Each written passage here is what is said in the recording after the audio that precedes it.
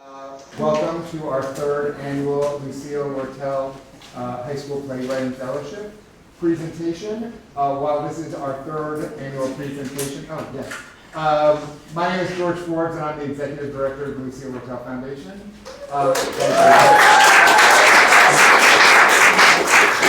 While this is our third presentation, it is our first in person. When we were doing this the first year, we were just casting, I think, when March 13th, we were all told to go home. And for the last 2 years, we've done it on video. I want to make a couple thank yous and then one quick introduction, and then I will be quiet. First, I would like to thank the Board of Directors of the Lucille Lortel Foundation for all of their support, for the support of the Lucille Lortel Theatre staff, which is amazing and has worked so hard on this program, to the Department of Education, and in particular Peter Avery, for all of his help in getting the word out about this program to the students. We love this program and we're so excited to have these young voices get an opportunity to have their plays done professionally. And the key, most important part of that is the director and artistic director of this program, Camille Howard.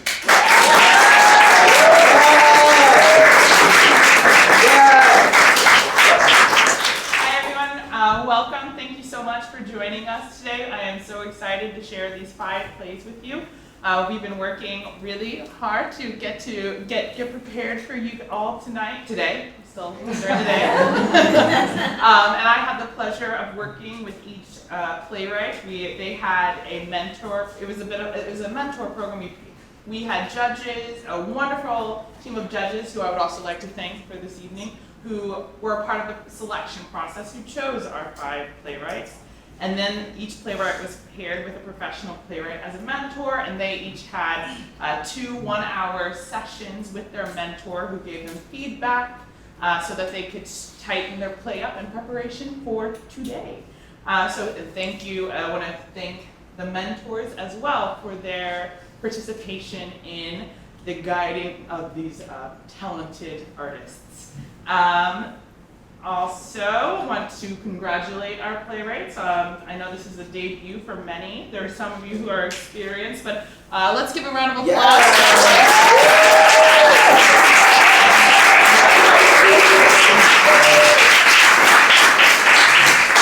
Just a heads up to our playwrights who are in attendance. At the end of the show, we would love for all of you, once the actors have had their bows, to come up on stage, and you'll come down stage of the actors to have your bow as well, and then we will do a group photo with the actors afterwards. So, yes. Just a few house notes. If everyone could please take a moment to turn off, not silence, turn off your cell phones, because you never know what surprise alarms you forgot can go off, and we want to, be focused and riveted by all of these plays. So everyone, I'll give you a moment. And if you have any candies with wrappers that you need to open them now. I'll give you a moment for that. And turn off smart watches too. And emergency exits. You see there's some emergency exits in the back, and there's an emergency exit behind our actors over here, and to your left. I had to turn around and figure it out. Yeah. To your left, they're the same way that you came. Yes, and I think that covers everything. So without further ado, please enjoy. Oh wait, thank you. Thank all of you. Thank you.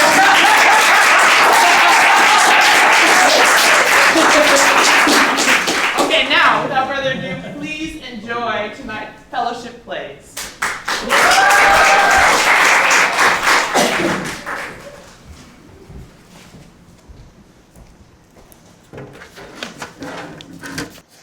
Never Alone by Rose Primo. Setting. Yes! Setting, a photography classroom. Mikhail and Sabrina are the only ones in the classroom. Mikhail is wearing a black tank top, khaki shorts with the length of a little past his knees, long white socks, white and black dirty shoes. Mr. Gregory is wearing a brown collar button-down shirt and a darker shade of brown suit coat. He's at the head of the classroom. Okay, good morning, students. My name is Mr. Gregory. For those of you who don't know me, welcome to your first day of photography class. Now, I'm going to take attendance. Sabrina Williams. Present. Michael Hernandez.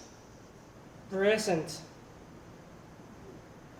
If I call your name, raise your voice. I don't want to be repeating myself.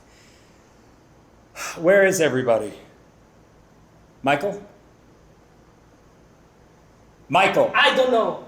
And it's Mikel, not Michael. Well, in this class, we have something called respect, Mikel. Now, please take out your notebook and your DSLR camera. Then, when you're done turning it on or setting up your camera, I want you to take a picture of anything that catches your eye in the room. Sabrina takes out her camera and starts walking around the classroom, looking to see what catches her eye. You could start working now. Mr. Gregory spots Mikhail staring into the air. Mikel, could you take out your camera? I don't have one. I can't hear you. Speak up. I said I don't have one. You're joking, right? Well, I'm sorry, but you're going to need one to pass this class. Mr. Gregory, it's not like I don't want to have one. I don't have the money to buy one. Maybe you could have considered the possibility of having students that don't own a camera so incidents like this wouldn't happen. Okay, once again, in order to pass my class, you will have to get one, okay? That's the end of this discussion. I just said This is a photography class. Okay, and you come to my class with no camera. I don't. Okay, how did you suppose you're going to be able to take part in this class? I had enough. Mikhail tries to exit the classroom. Mikel, Yes. your behavior right now is unacceptable. Okay, I simply won't tolerate it, and I don't care what's going on, but pull yourself together, okay? You're not in middle school anymore. And hey, look at me when I'm speaking to you. Mikhail turns to look at Mr. Gregory. You will get a camera for my class. That's non-negotiable. Also, I'm your teacher. Learn how to respect adults and especially your elders. Excuse me? I'm not going to argue about this with you. Now, since it's your first day, this will be your first and last warning. The phone rings. 1 second. Mr. Gregory walks towards the phone. Hey, I'm Sabrina. Hey, I'm Mikel. This whole new kid thing is a bit overwhelming, don't you think? You have no idea. What's the deal with him? I don't even know. I don't mean to intrude, but I couldn't help but hear your conversation with the dean about you not having a camera. May I ask why? My mom and I are just going through a lot right now, and we couldn't buy a camera. No, yeah, I understand you. I've been through that, but it'll get better. It just seems like it'll never get better. And I'll sound corny when I say this, but I need my mom to be there for me. But we've always been very distant. I just wish we could build a better relationship. And because of all this, I haven't learned to control all these emotions bottled up inside me. Mr. Gregory hangs up the phone.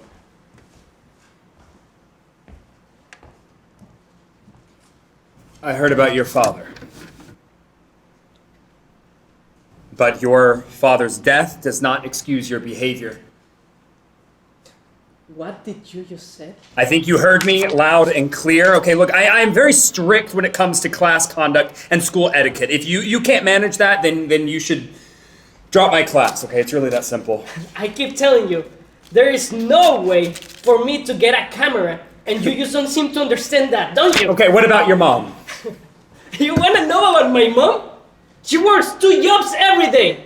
She leaves at 8 in the morning and comes back at 12 at night. And she earns can only cover rent and food. And it's a real struggle. But obviously, you wouldn't know. Okay, no, I didn't know. Yeah. Okay, I understand. Stop saying that! You don't understand anything!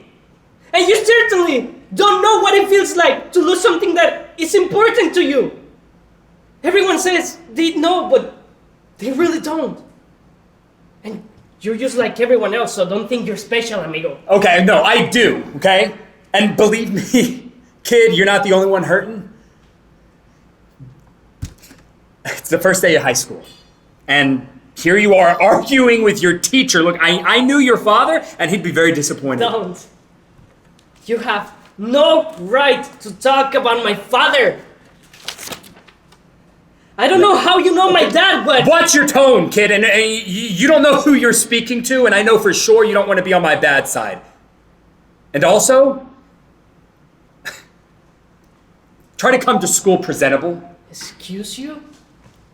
I know exactly who I am speaking to, and maybe it's time someone did. You're coming in here like you know me, man, and want to talk about my dad? Don't ever bring him up again, you hear me? And what exactly do you mean by presentable? Well, our school holds a high reputation, and we don't want people thinking we accept bad groups of teenagers who don't know how to dress neatly or formally. Groups of bad teenagers, huh? You know, gangers, gangbangers. What's the word? No, cholos. This is unbelievable. Do you hear this guy? Really? A gangster? A cholo? Respectfully, you know nothing about me, sir. You don't know where I'm from. You don't know the streets I live in. So while you're walking in your happy, safe, gated community, I'm just trying to survive another day in my hood where the only family I have left is waiting for me every day. And I'm sorry! I can't afford fancy shiny leather shoes or expensive wool dress coats, but I live and wear what I can. And I am more than grateful for that. And you, as a teacher, shouldn't judge me for what I wear. I had one of the highest standardized scores in my middle school. Do you know? And why? Because I worked so hard for it. And I never, in my life, had a teacher talk to me like I'm anything less than all. You know what, Mikael, I've had enough with you. And you left me no choice but to suspend you for 3 days. Let's hope you reconsider and think about what you've done. Fine. Whatever. It's not like I wanted to stay here in a classroom with a teacher like you. Mikael walks out. Scene 2. A small apartment with 2 rooms. Mikael gets home and drops his backpack on his bed and lays down. His mom, Mrs. Hernandez, walks into his room. Hi, Miguel. Oh, hi, Mom. How was school? It was good. Well, that's good. Mm-hmm. That doesn't sound so convincing. Nothing, Ma. I'm kind of tired. I'm gonna take a nap. All right. Mrs. Hernandez leaves and closes the door. Mikael sits on his bed and looks at a picture of his dad on his nightstand. I can't deal with this anymore. But I have to for Mama. Dad, after losing you a year ago, everything has changed so much. But guess what, Pa? I'm in a high school now, yeah? Aren't you proud of me? I moved to the school in Manhattan you dream of me going to. I also got into photography. But it's not going too well because I got in some trouble.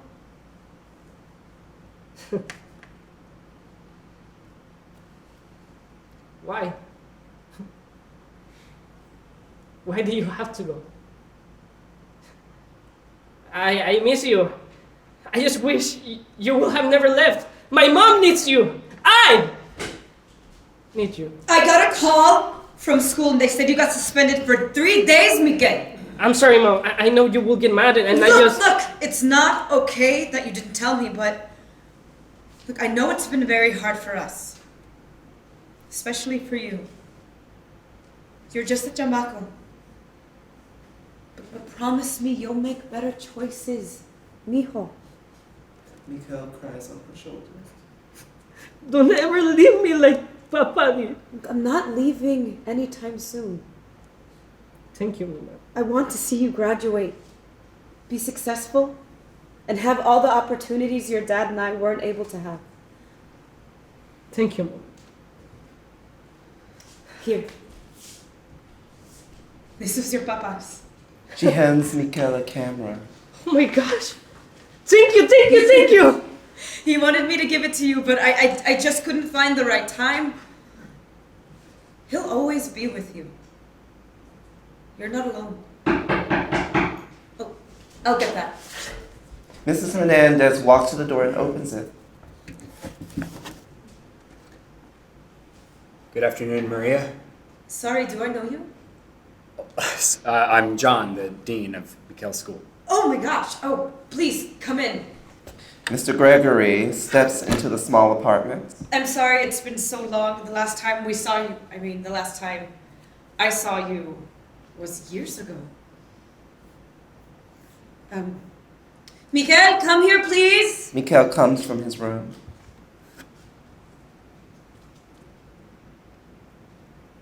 I know you're probably confused as to why I'm here, but I just want to give you this. He hands Mikhail a picture. Your dad gave me this years ago. We were best friends in elementary, but my parents didn't want me hanging out with him because he didn't have money or status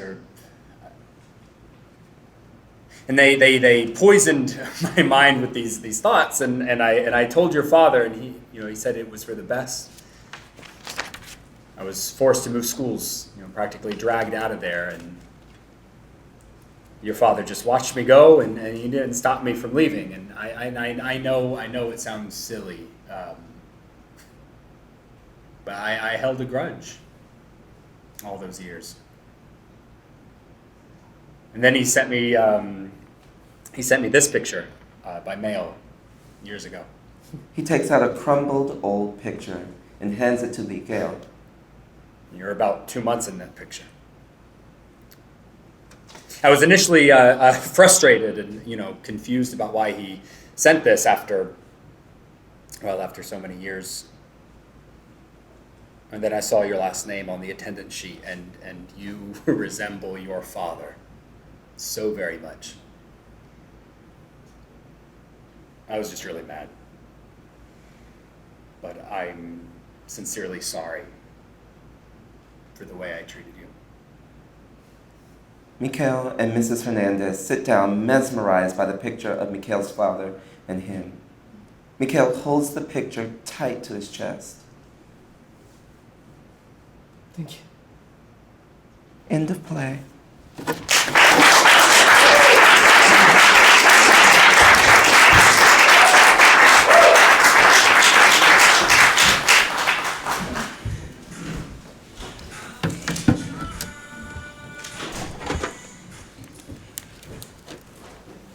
Scott's Binky by Adar Marcus.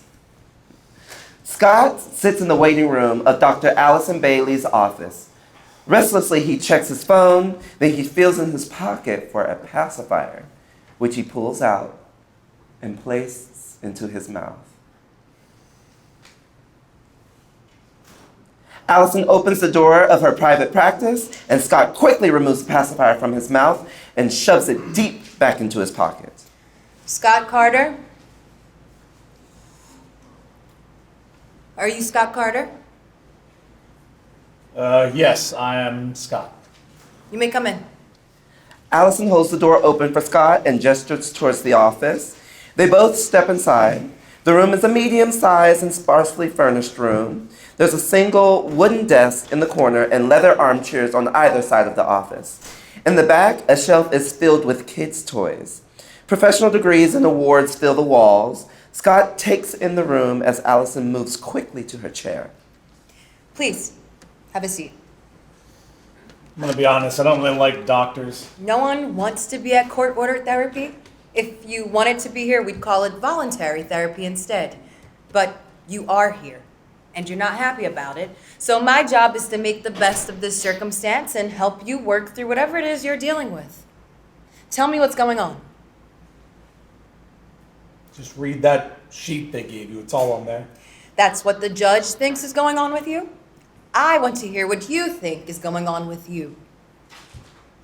What's going on is they took my kids away from me, and I'm fucking angry about it. Why do you think they would do that? Because they're assholes. Can you elaborate? They don't know me. They don't know my life. They don't know my kids' lives. Who are they to tell me what my kids need? And what do your kids They need... I shouldn't have to answer that question. I'm their dad. I know. Tell me a little bit about them. They're boys. Okay. What are their names? My oldest is Ryan, and my younger one is Ben. How old? 12 and 8. What kinds of things are they into? These days? Well, Ryan's really into computers. Steve Jobs kind of stuff. And Ben, he had a Batman phase for a while. Batman. I have a nephew who really liked Batman a lot. And Legos. Batman Legos, actually. He's building the Batcave. That's a healthy thing for a boy his age. Yeah. Of course, he still has trouble putting them all together by himself. He'll try, and then he'll get something all muddled up in the instructions. Then he'll yell something, and I'll have to come over and help him. And mind you, usually it's just that he has like a whole chunk that's like upside down or whatever it is. But little boys, you know how they are. Do you love your kids, Scott? Scott fidgets again with the pacifier. Of course. When was the last time you saw them? I haven't. Not since I was caught. I mean, she hasn't let me see them. Your ex-wife? Yeah. Why might she have made that decision? Scott, I'm going to read to you the judge's statement from last week's hearing. I want you to listen to this very carefully. Allison rummages through the folder on her lap and pulls out a sheet of paper.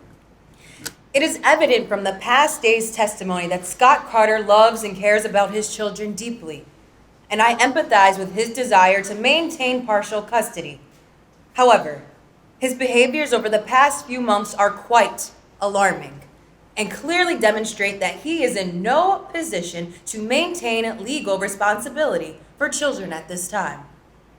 In addition to persistent issues with alcohol consumption, Mr. Carter has no employment and no other income of any sort. His living space is not a suitable environment for children to reside in, even for a short time each week.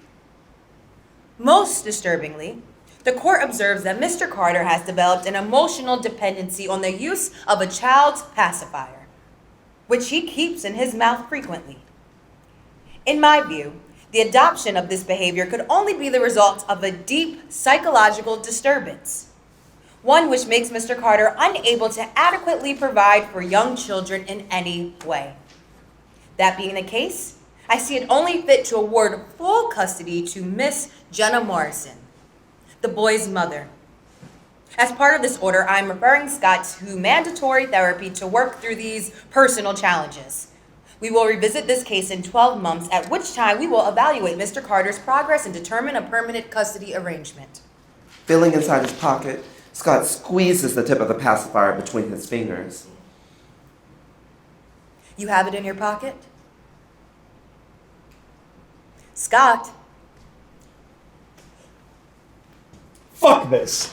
Scott, do not leave this room. I am done with other people putting their noses in my business! Scott, I can't force you to stay in here. But if you leave now, I have to tell the judge, and you know what happens. Supervised visits only, Scott, from now until they turn 18. So if that's what you want, then by all means, leave. But I don't think that's what you want at all.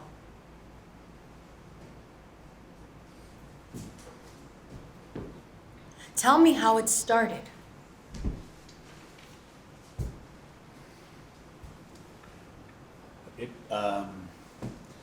It was some time after the divorce, and this was 2008, so I had just been laid off from the firm I worked for, and I had to move across town because I couldn't afford those Upper East Side prices anymore.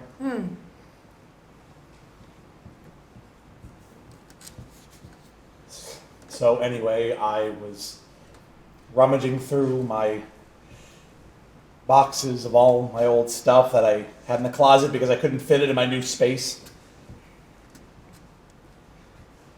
And there was this one box in the back. And mind you, I was a few beers in that night at this point.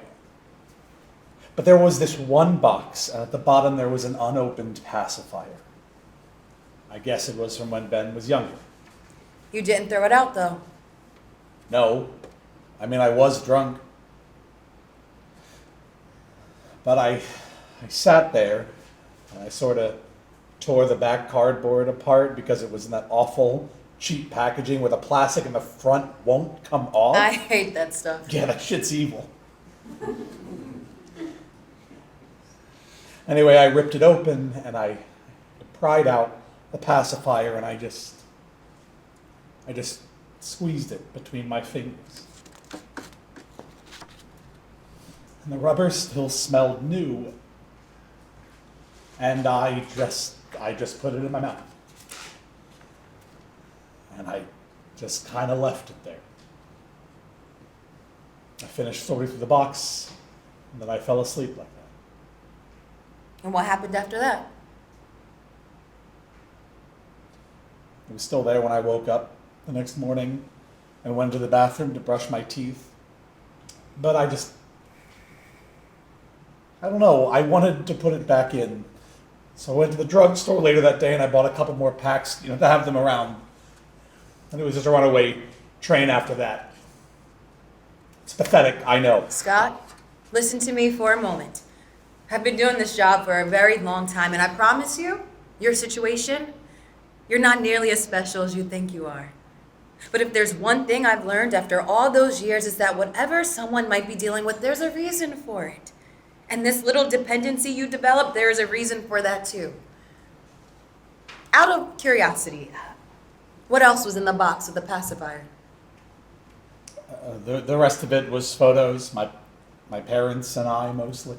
Scott notices a shelf full of kids' toys to his right.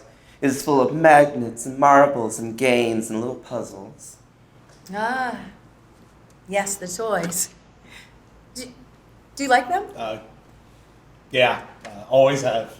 I've collected them over the years for my younger patients. They're good for breaking the ice, but many of my adult patients enjoy them too. No pressure, though. Scott resists momentarily, but ultimately breaks away from the chair and kneels next to the shelf. He picks up a ball with various colored pieces. What's this? That's a switch pitch. It changes color every time you toss it. Scott begins to put the ball back on the shelf. Wait, here. Throw it to me. You'll see.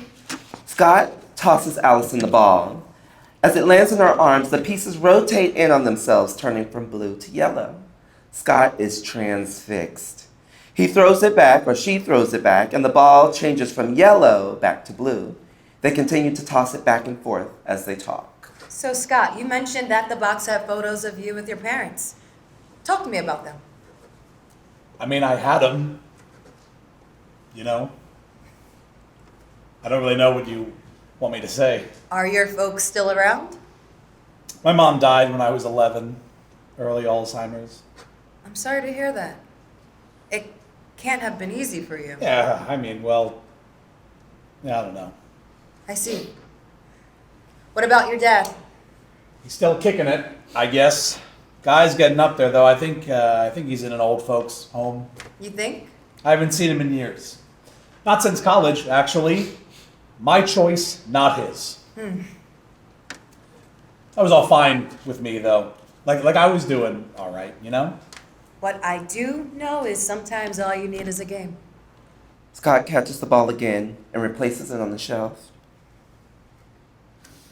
He sits down in the chair, pulls out the pacifier. It's yellow and torn from use. He looks at Allison. She observes his behavior. He looks at the pacifier and begins to cry. Allison reaches over to her desk and grabs a tissue, which she offers to Scott. He dabs his eyes. You must have been alone a lot. Well, I mean, my mom was around when I was in elementary school, but even then she really wasn't all there. On a good day, she'd remember my name. Most of the time, she would just stare at me from a rocking chair when I walked off the bus into the house and ask me if I was the carpet cleaner she had called for. She called the carpet cleaners a lot. And my dad was working so much just to keep going and pay for all of her treatments, and she died. And I guess my dad just kind of broke at that point. How did you feel when she died? Honestly, it was kind of a relief in a way. But my dad and I both kind of withdrew, I think. I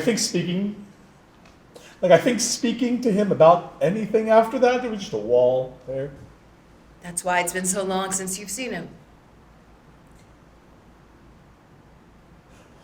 I don't even know what I would say to him if I did see him. Allison hands Scott another tissue.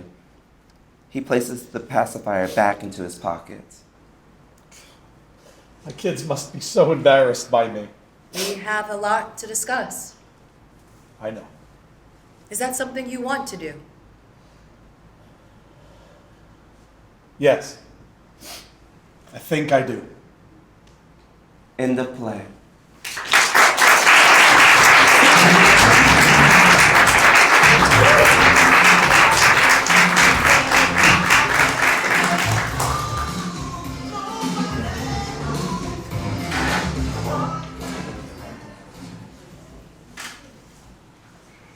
Tragic Magic by Blue Parade.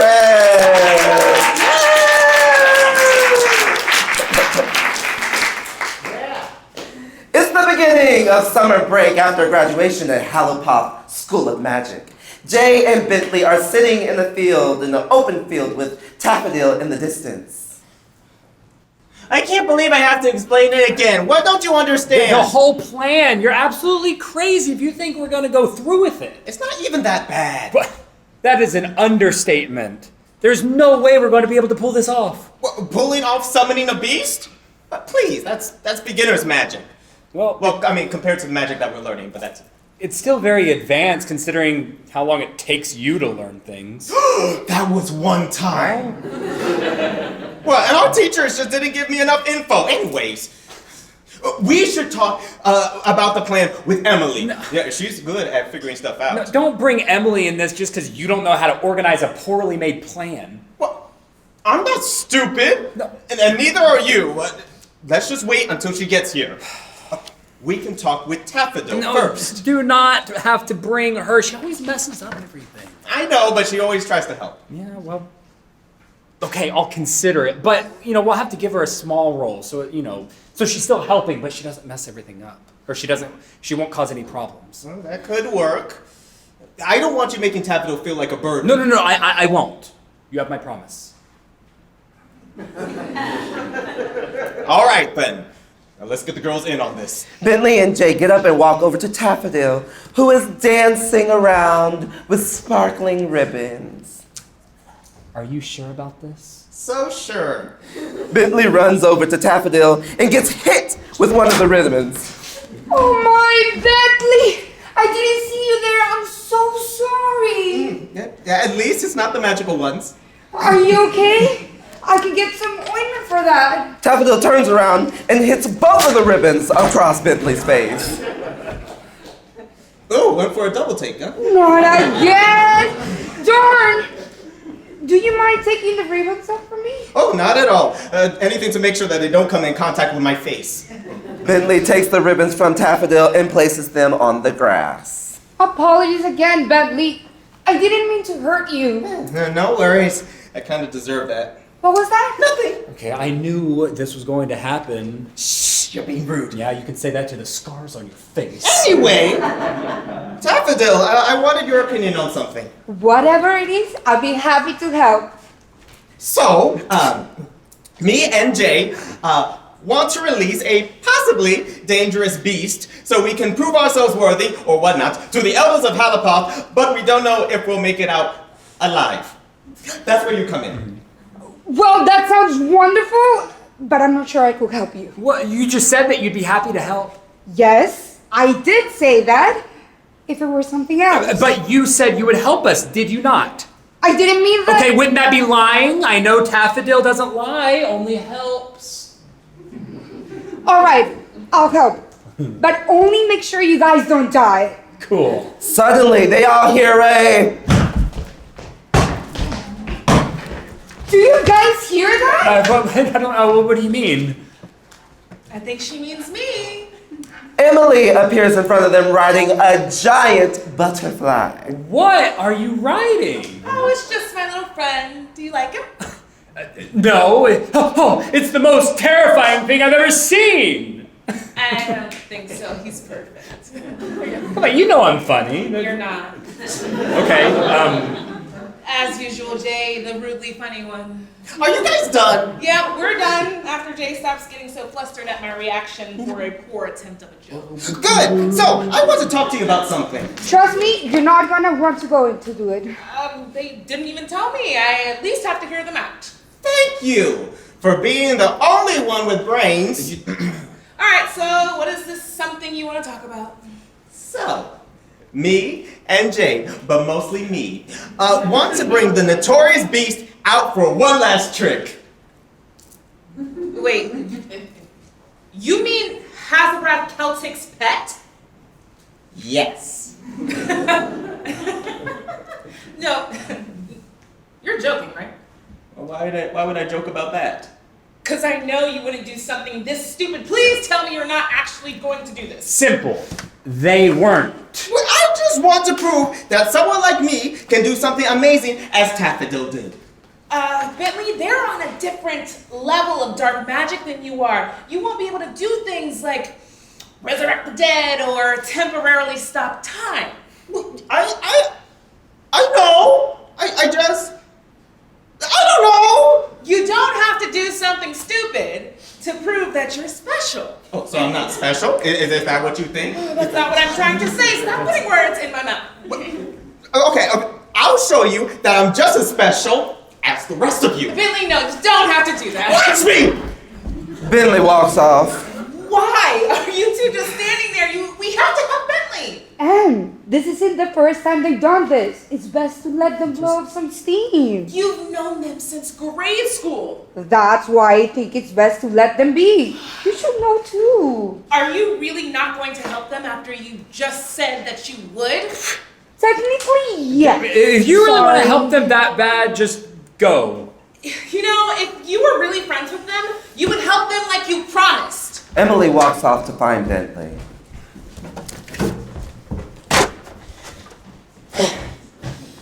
If they're not going to help me do it, I will. I mean, my whole life, I've been trying to prove that I'm someone worthy. Someone strong enough to handle the magic that the others are being taught. It's not like I'm jealous of her or anything.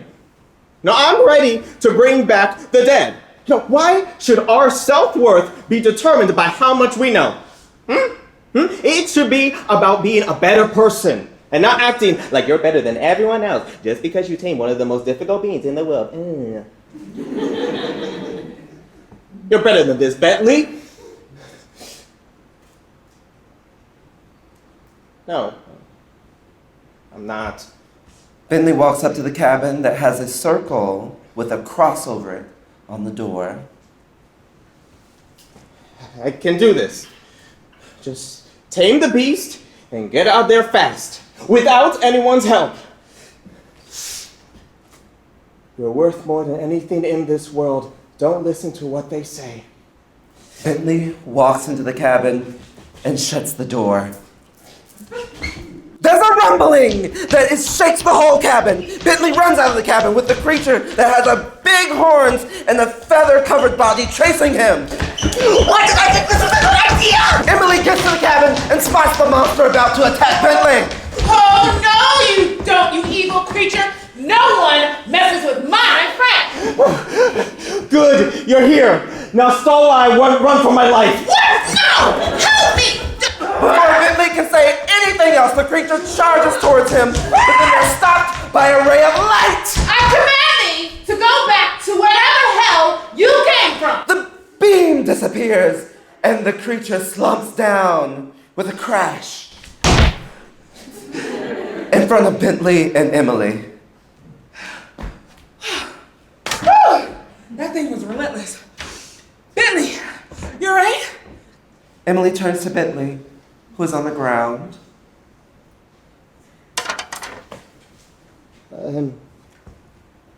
I'm so sorry. This wouldn't have happened if I just listened to you. Bentley starts crying, and Emily sits down next to him. Whoa, it's gonna be okay, Bentley. No, it's not. Yes, it is. You're still the lovable, stubborn Bentley. Don't forget stupid. You're not that either. Stop denying it's true. Like Jay said, I take forever learning stuff. All those years of my classmates calling me stupid finally got to me. You don't believe that, do you? Why else would I do this? You shouldn't let their words get to you. I mean, we're the ones who are gonna have an awesome summer, and they're gonna be stuck being the way they are. Spending so much time around their words just made me believe them. You have Jay, Tapital, and me. You're not alone. There's a way for you to make me feel that way. Come find me. I just want to be alone right now. Bentley gets up and walks towards the forest. End of play.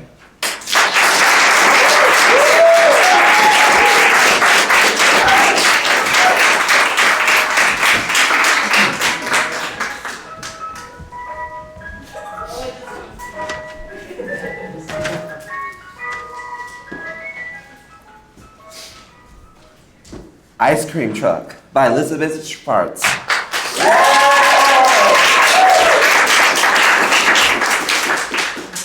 Setting, day, early afternoon. Lights up on a Mr. Softy truck encircling a cul-de-sac, an orchestral version of Turkey in the Straw accompanying its movements a few times before hissing to a stop. The children almost run over each other for a soft serve double dip, or a SpongeBob bar, or a red, white, and blue creamsicle fresh from the 4th of July inventory. The ice cream truck man has no reason to celebrate. Ice cream secured, the children run off stage and into the arms of their parent. Julian and Mama make their way to the truck, her stride a sprint compared to the soccer mom's leisurely strolls. Mama just came home from the Newark field office to speak with the immigration attorney. Mama, can I please have an ice cream? Julian, we have dessert at home. I didn't work my absolute hardest so we could spend our money in the sugar crab. Oh, you said a cuss word. Now you have to put a bar of soap in your mouth. Ay, cielo. If you only knew the kind of language I use with the landlord. The Grinch? El Diablo. Flanagan tells me to give him another check because he thinks the first one was forged, because from my background, we party harder than we work. We have a very good understanding of what a cuss word is. If adults had to wash out their mouths, I'd be blowing bubbles every time I speak. You're still not getting ice cream, Julian. Come on, why? Because! Miss Porter said because it's a subordinate conjunction, which means it's not a full sentence. Subordinate conjunctions haven't met me. Lucky them. I mean, ice cream gluts your stomach, mijo. So? No nutrition, no fiber, no protein, and the sugar cancels out the calcium. You need to grow, mi vida. You need to eat your vegetables. You have to eat everything on the plate. Even the weird ones that look like wrinkled green trees? Do you know how long it took me to get those goddamn Brussels sprouts? Do you know how much better I can cook? Do you never even had... Ice cream is not conducive to the plan. I'm fine being 4'7" if it means I get dessert more often. The ice cream truck inches to where Julian and Mama are standing.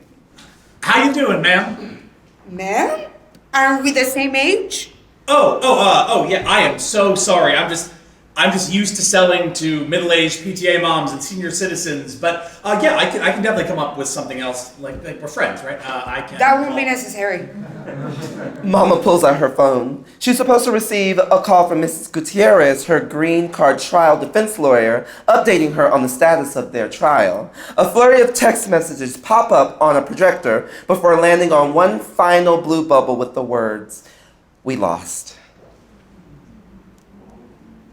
Okay. Hey, it's a hot day. Tell you what, I'll knock $1 off. Mama! Julian, leap from a park bench! Ice cream for ice cream! Mama reaches for Julian's hands and starts walking away. You can scream for ice cream at home too. Let's go, Julian. What home? Excuse me? We haven't had one for 2 years, Mama. Didn't you say that on the phone? Fine. We have no home. Are you happy, Julian? You finally know the truth. We were only supposed to stay 180 days with just a visa, and 1,000 banana sundaes aren't going to make the immigration office budge.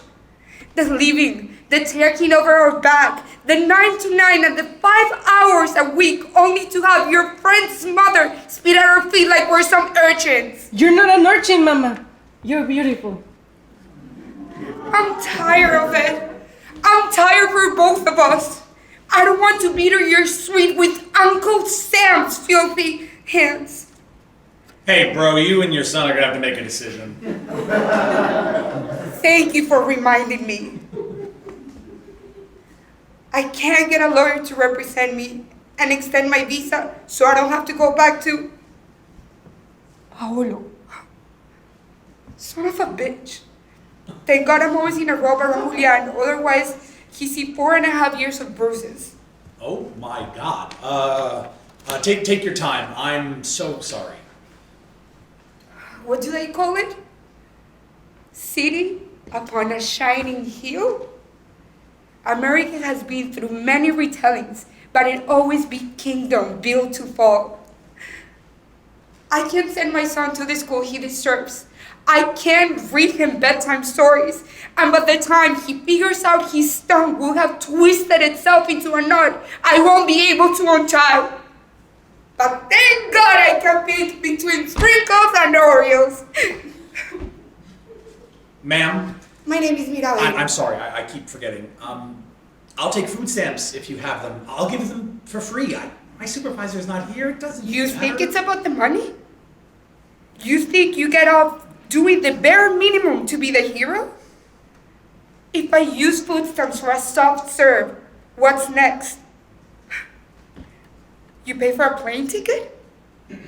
I mean, it's a disgrace, all systemic. I mean, I still have some debt left from college, but in a few months. You pay for an attorney who knows their shit, who will fight tooth and nail to prove that I am capable of raising Julian, and I can be a good, clean immigrant. I can sharpen my teeth. I can file my tongue. Do you think I want to be a martyr? I didn't mean... If I'm not CNN's success story, I'll be broadcast burning on the stake on Fox News. And if I can be a martyr, I think I'd rather be the war. Mr. Hardy opens the truck door, steps out to comfort Mama. Bastards. No, not now. Mama bangs on the side of the ice cream truck. Suddenly, Mr. Hardy and Juliet freeze. With each step she takes, a brick drops upstage. I need tangible. I need savory. I need a fucking break! You shouldn't have to go through this alone. Maybe we can ask for an appeal. I could drive you back. Why do you get to be the hero? But we have little time, so yes. Mama and Julian climb into the ice cream truck. We transition to their apartment complex. Come on, mi vida. Se va a acabar pronto. Mama buzzes the door in the arid linoleum carpeted lobby. She tugs Julian along, but he refuses to budge. Ice cream for ice cream. I scream for ice cream! I scream for... Mr. Softy's gonna pull up to the next one, right? He's gonna come home. Mama goes immobile. The brownstone brick wall shifts, so stray gold Lego blocks litter the floor as Julian paces across the stage. Who knows if I'll even remember what a Mr. Softy looks like? Mom says she'll figure out everything, but I know it's baloney shit. No can hear anyway. The same projector that showed Mama and Miss Gutierrez is replaced with an almost similar yet eerie juvenile screen. There's Subway Surfers, Angry Birds, and Mario Kart 10. Close up on a green screen message app, a childish scrawl replaces the keyboard. I didn't even get a chance to say bye to Anaya or Victor. Whenever I ask Mama what keeps her going, she says, El sueño. A dream is a survival guide. Yeah, surviving. We had a vocabulary test on that, surviving. Verb, remain alive or in existence. Mama unfreezes, oblivious to the shower of gold Lego blocks, and whips around to face Julian. I'm doing what I can to keep you alive. Just because we haven't been run over or told to live doesn't mean we're living. You spoil. You're alive. We're breathing. We're taking up space. But I hope you're our... Por favor, Dios. Deje que nuestros espíritus regresen. Mama freezes into place, her hands clasped shut. Julian examines a gold Lego brick, rolling it like the globe in Miss Sandros' classroom. Hey, God. It's me, Julian. You're probably gonna think I'm crazy, but I hate ice cream. And the ice cream man. Mama says hate is too strong for anyone. I'm angry. I thought he would be like Santa, make my wish come true or something. At least one of them is real. As Julian paces across the stage, Lego blocks the size of jumbo Jenga form a structure reminiscent of a stairway. I'm doing everything right. And God knows Mama is. Please, let her keep us here. And let her dream. Let her... us live again. Mama's body softened, and her arms drooped down to meet Julian's. Hand in hand, they enter the elevator, which has finally creaked down to the lobby, grinding to a halt. As they exit, Turkey in the Straw twinkles in the background, still jaunty but discordant in places it wasn't before. Julian and Mama pay no mind. End of play.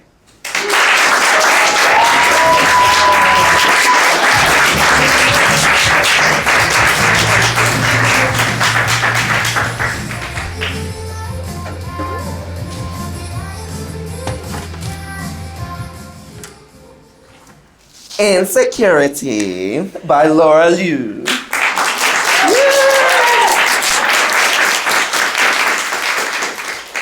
Scene 1, apartment. Stage right includes a bed, closet, standing mirror, and a big dresser drawer. Stage left includes a door facing into the wings. Melody sits on the bed wearing pajamas and staring at her phone anxiously. He's gonna pick me up at 7. I should be getting ready. No, I got enough time. Lottie enters hugging a stuffed animal. You've been staring at your phone for the past 3.5 hours. Austin's gonna be here in less than 30 minutes. Okay, more than enough time to panic. What am I gonna do? Mel suddenly pops up from behind the bed. Lottie starts pacing around the room. If you're this stressed about the date, you might as well not go. You know you're gonna ruin everything, so what's the point? No. It's going to be great. The date is going to be great, right? But the date can end very, very, very badly. What if he hates you afterwards because you screw up during the date? Melody walks to her closet looking for something to wear.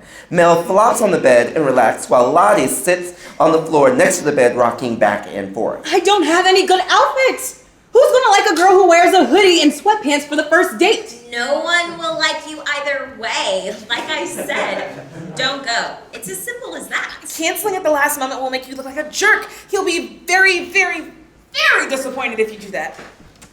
So it's gonna be a lose-lose then. If you go, you'll embarrass yourself. If you don't go, you'll be seen as a lonely loser. You're an expert in being that, aren't you? God, all right. There's gotta be something in there that's not all black. Maybe you shouldn't have gone through that emo phase when you were 15. It was just a phase. Mostly. Melody pulls out a beautiful purple dress, elegant but also casual enough so she doesn't have to wear heels. This looks perfect. It only looks perfect when you're not wearing it. You haven't worn that since the 8th grade. Will it still fit? It has been a couple of years, but I think it'll look great if I wear it. I hope. You're just wasting Austin's time with this date. And you're wasting my time by talking. Is this an actual date or is this like a friend hangout? Whichever it is, she's gonna embarrass herself right in front of her crush. But seriously, the handsome, intelligent, perfect boy asking out a clumsy and overthinking girl is hilarious. That was uncalled for. I'm just being truthful. You've only been friends with him for a year. Only a year.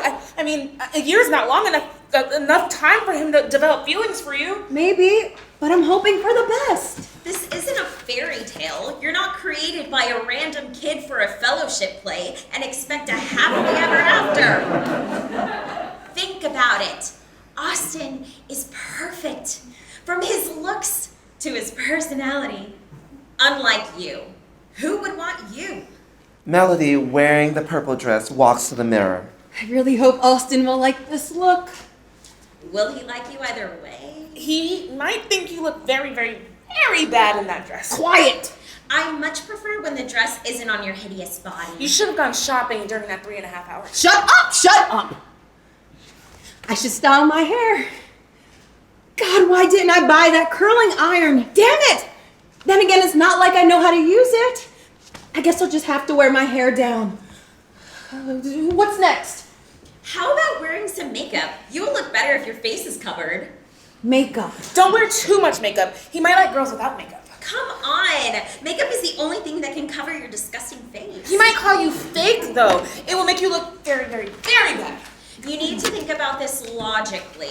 He's not gonna like someone who naturally has an ugly face. Melody puts on a little bit of makeup. Okay, what else? With or without glasses? Without. You would look a lot better without your glasses. But you might need them during your date. Oh, stop arguing for once! Austin enters. He knocks on the door. Austin! What are you doing here so early? Early? I thought we agreed that I'd pick you up at 7. Oh, sorry. I guess time just flew by very fast.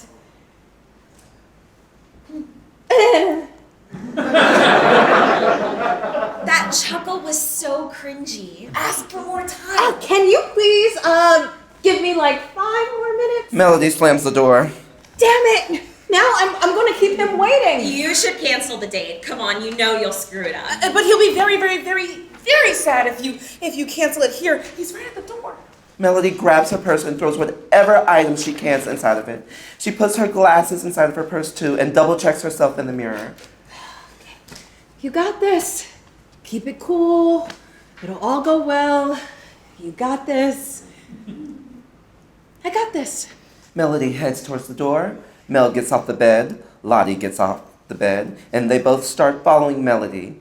She opens the door. Mel and Lottie can't be seen by Austin. All right. I'm ready. You're not ready. Don't look nervous. Okay. You look amazing, by the way. Oh, thank you. You too. Melody slams the door before Mel and Lottie can get out. Scene 2, the park. There's a bench with a tall lamp glowing next to it. Austin enters with Melody following a bit behind him. Mel and Lottie enter. That was the most pathetic date ever. She ruined all chances of him actually liking her. I guess this is the end of their friendship too. Hey, Melody. Oh. Thank you for letting me take you on a date. Oh, you're welcome. I mean, no problem. Hey, can I ask you something? Yeah? Were you nervous about this date? You could tell?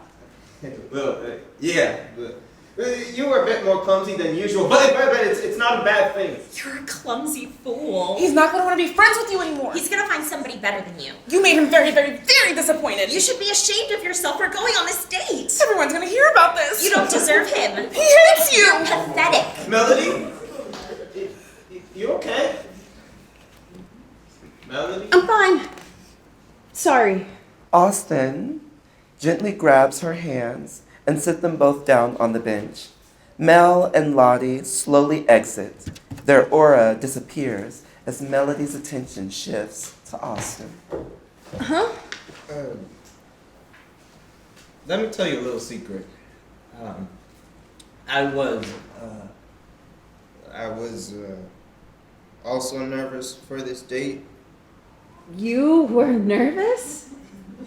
Yeah, I know. Cool guy is nervous to go on a date with a cute girl. Wait, did you just call me cute? Yeah, you're really cute. Sorry, was that too forward? Just a little bit. Sorry. I'm not really good with words. It's fine. I'm not good with words either. Austin pulls Melody in for a hug. Are you nervous right now? Maybe. I can hear your heart beating really fast. That could be because I've never hugged you this long before. Are you saying that like it's a bad thing? Oh, I'm not complaining. They finally let go of each other.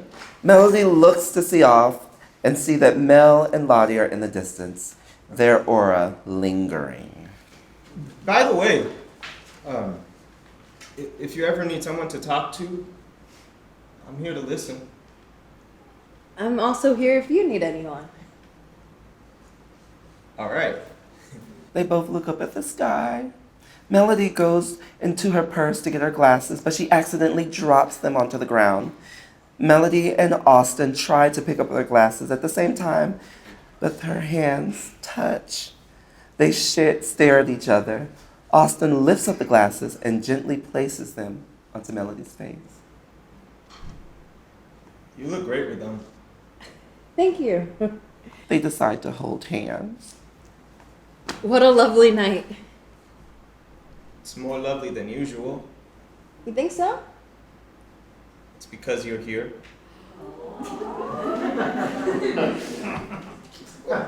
What? Come on, that was a good one. A bit too cheesy for me. You know what's not cheesy? What? Austin lifts her head up gently by the chin. He checks if it's okay with her. When she replies with a soft smile, he slowly leans in and gives her a kiss. Is that cheesy for you? Well, a little cheesy. And you're a terrible kisser. What? Hold on a minute. I'm joking. But honestly, you're quite mean. Maybe I am. So, am I a good kisser then? I can't say for sure. I guess there's only one way to find out. As they're about to kiss again, everything goes dark. End of play.